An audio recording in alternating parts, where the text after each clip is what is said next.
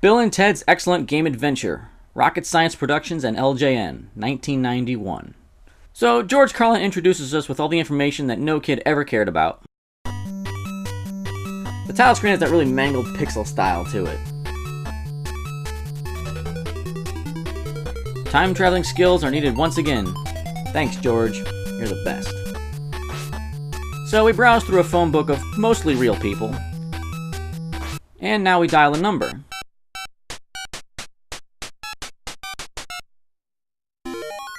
Then we're taken to a Pipe World screen with the numbers laid out. Why make us dial the number? I see the number. What's the point?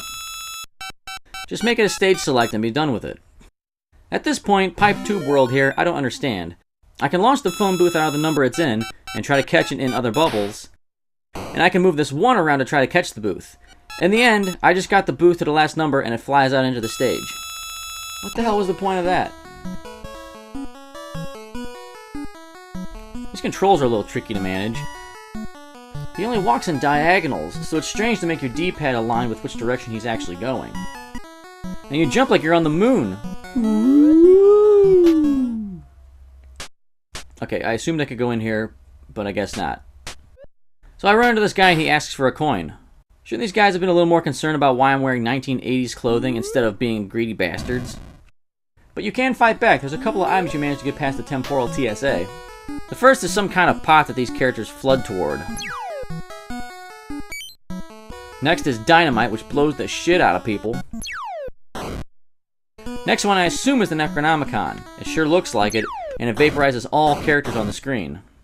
The last item is a tape player that freezes all characters in place while they dance. Okay, so these guys give me a coin and a hint to check a rock. Okay, this just seems like a go everywhere and talk to everyone kind of a game. More often than not, I land on my ass while I'm jumping. That's obnoxious. Why is that necessary? And Ted looks like an idiot the way he's bobbing his head when he walks. I just want to slap him. So I found myself, and it has these awful dialogue boxes, much like the pixelated disaster of the title screen. Ted looks like the queen alien in this pic.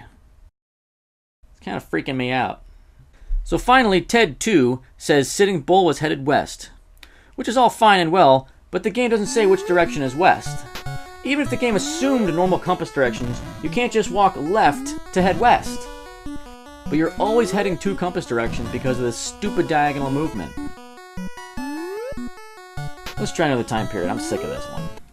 So I reset the game and start over. This time through, though, a few more things make sense. For example, the random blinking number in the phone book is the only one you can dial, and it's always the same number, 555-6842. And I also now realize that the person you can call is not always the same person. I also now understand the point of the Pipe World. I understand the sooner you get the booth out, the more coins you save on calls that transfer into the level you're playing. But it's still a bizarre transition.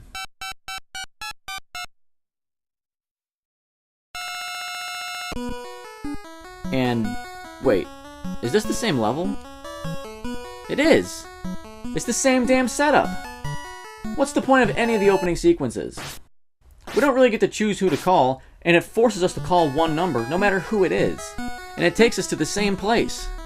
The opening is just a waste of time. Just game filler to make the player think they're in control of doing something, when in reality, it all just ends up in the same place. On top of that, the controls are not very responsive, and the overall concept is pretty boring. But for fans of the movie, I could see how people could get into a mindless game about mindless characters. 3 out of 10. Wait, no, wait. It has George Carlin, so it gets an extra point. 4 out of 10.